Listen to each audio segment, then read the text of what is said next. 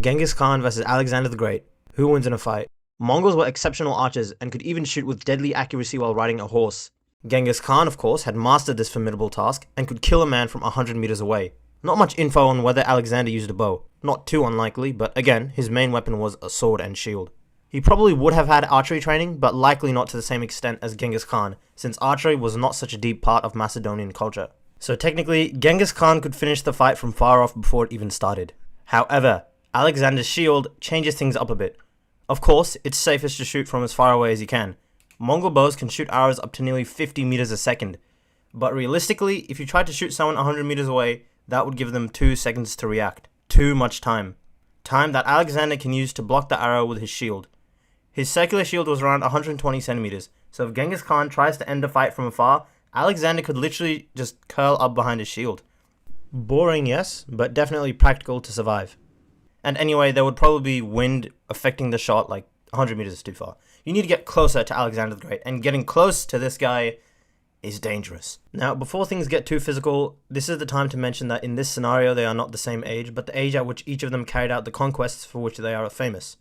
This puts Genghis Khan in his 40s and Alexander the Great in his 20s. Once Genghis Khan gets up close, he's in for a nasty surprise. Not only does Alexander have his regular sword, but he also has a dagger on his belt if his personal space gets too intruded. Genghis Khan had his own saber as well. And yes, in this scenario, Genghis Khan is twice the age of Alexander the Great, but let's remember that he was still a very physically active man his entire life.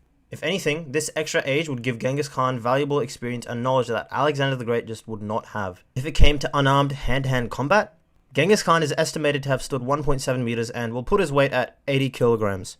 Alexander the Great is estimated to be the same height, around 170 centimeters, and will put his weight at 75 kilograms.